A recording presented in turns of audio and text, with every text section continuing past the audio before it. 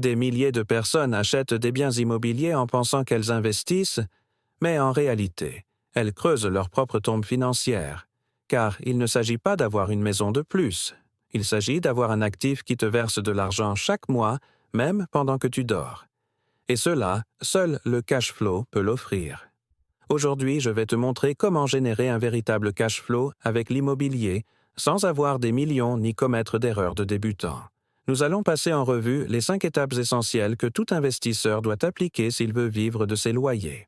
Et ce n'est pas tout. Tu vas aussi découvrir 3 erreurs silencieuses qui détruisent le cash flow de milliers de propriétaires sans qu'ils s'en rendent compte. Et si tu restes jusqu'à la fin, je te partagerai une astuce clé utilisée par les investisseurs les plus expérimentés pour évaluer si un bien vaut vraiment la peine, ou s'il s'agit d'un piège déguisé en opportunité. Le cash flow, c'est l'argent qui te reste chaque mois après avoir payé toutes les charges de ton bien. Si tu gagnes plus que ce que tu dépenses, tu avances. Sinon, tu finances un problème. On commence. Étape 1. Choisis le bon type de bien pour le cash flow. Tout ce qui brille sur le marché immobilier ne génère pas des revenus. Beaucoup tombent dans le piège d'acheter des biens qui ont l'air bien ou qui sont en promotion, mais qui ne rapportent pas un centime à la fin du mois. Si ton objectif est de vivre du cash flow, tu dois penser comme un investisseur, pas comme un acheteur émotionnel. Les appartements neufs, par exemple, ont souvent des prix gonflés et des charges élevées. Parfois, un bien plus ancien mais bien situé peut offrir une meilleure rentabilité. Le type de location est également important.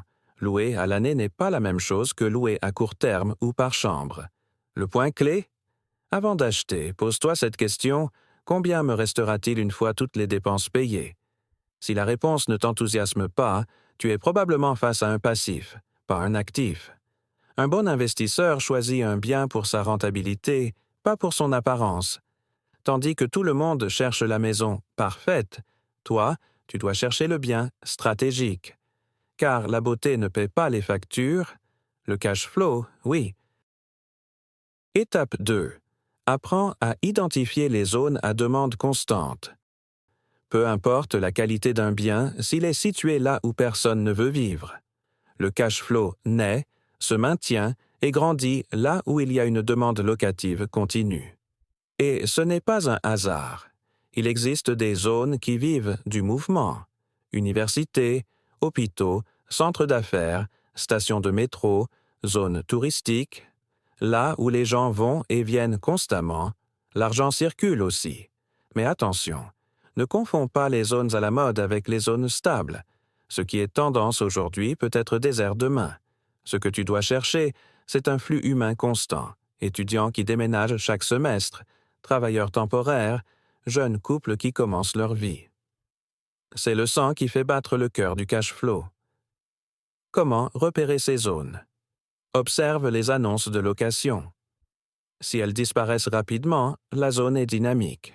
Parle à des agents immobiliers, explore les portails spécialisés, promène-toi dans le quartier. Si tu vois de la construction, de nouveaux commerces, une bonne connectivité, il y a une opportunité. N'achète pas là où c'est moins cher.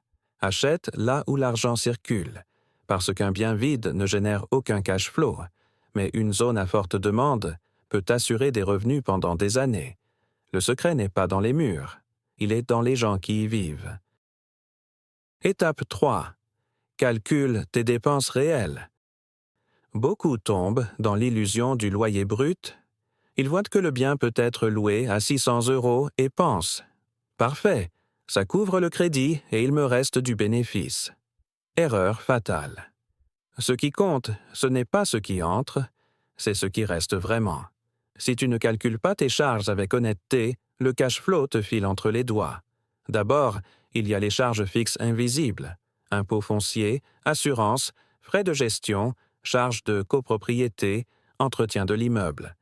Ensuite, les frais imprévus mais inévitables: réparation, électricité, fuite, remplacement d'électroménager, et n'oublie pas le plus important, la vacance locative. C'est le pire mot pour un investisseur, car chaque mois où ton bien est vide, tu ne gagnes rien, mais tu perds. Un calcul réaliste doit inclure au moins 10% de vacances annuelles et 10% d'imprévus. Pourquoi? Parce qu'ils arriveront. Et si tu ne les anticipes pas, une grosse réparation peut déséquilibrer tout ton flux de trésorerie. Le cash flow ne repose pas sur l'espoir, il repose sur la prévoyance. Si tu contrôles les dépenses, tu blindes ton investissement, parce que les revenus sont incertains. Mais les dépenses, elles, sont garanties. Étape 4. Étudie le potentiel locatif avant d'acheter. L'une des erreurs les plus coûteuses dans l'investissement immobilier, c'est d'acheter d'abord et de se demander ensuite combien on peut louer. Ce n'est pas investir, c'est jouer à la roulette. Avant de signer quoi que ce soit, tu dois savoir exactement combien ce bien peut générer par mois. Et ne te base pas sur des suppositions ou sur ce que te dit le vendeur. Étudie le marché toi-même. Va sur les plateformes de location et cherche des biens similaires dans la zone. Même nombre de chambres, caractéristiques comparables, état général. Note les prix et la durée des annonces. Si un bien reste plus de 60 jours sans être loué, c'est mauvais signe. Si ça se loue vite et à bon prix, tu es sur la bonne voie. Tu peux aussi parler avec des agents immobiliers, des voisins, ou même publier une annonce test pour mesurer l'intérêt réel. Beaucoup d'investisseurs malins font ça avant d'acheter. Ils testent la demande sans encore posséder le bien. Et n'oublie pas, ce qui détermine ton cash flow, ce n'est pas le prix d'achat, mais le rapport entre les revenus locatifs et les dépenses réelles. Si cette équation n'est pas claire dès le départ, tu achètes à l'aveugle. Un bon investisseur ne devine pas. Il valide avant d'investir. Étape 5. Optimise le bien pour maximiser les revenus. Un bien immobilier n'est pas une structure figée, c'est une machine.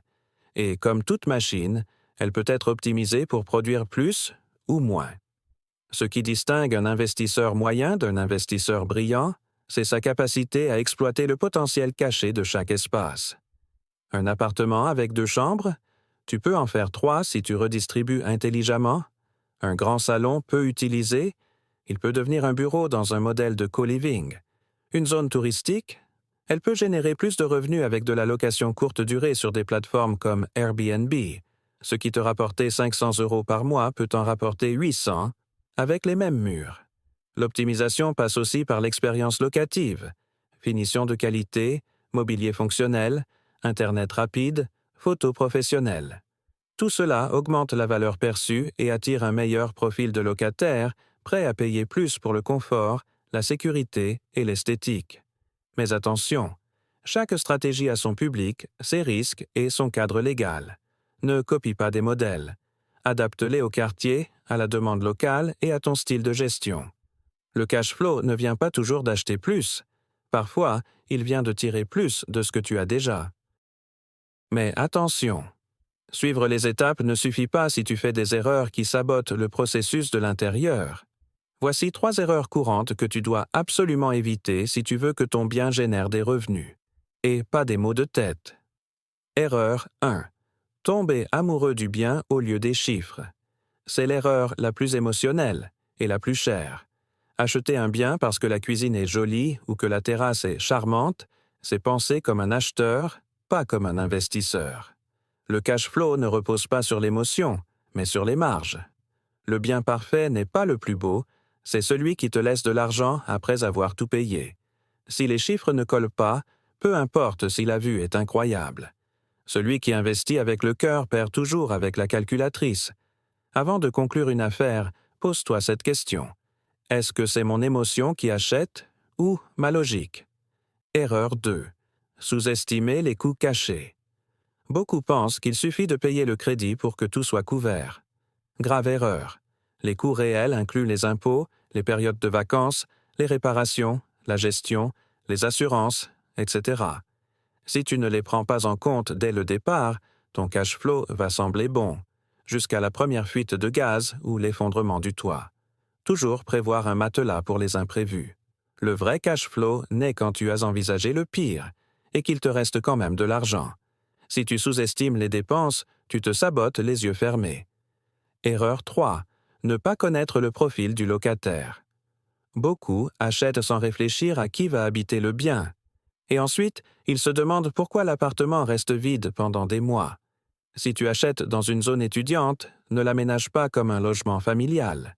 Si tu es près d'un hôpital, Tu auras peut-être besoin d'un logement meublé pour des professionnels de passage. Ne pas comprendre ton locataire idéal, c'est comme pêcher sans savoir quel poisson tu veux attraper. Connaître ton public te permet d'adapter le produit, d'augmenter sa valeur perçue et de réduire la vacance. Et ça, sur le long terme, c'est plus de cash flow. Merci d'être resté jusqu'ici. Cela prouve que tu es sérieux. Comme promis au début, je vais maintenant te partager un conseil clé que les investisseurs utilisent pour évaluer de vraies opportunités. La règle du triple oui, n'investis jamais si tu ne peux pas répondre oui à ces 3 questions. Avant d'investir dans un bien immobilier, pose-toi ces 3 questions essentielles. Si tu ne peux pas répondre avec un oui clair à chacune d'elles, mieux vaut t'arrêter là.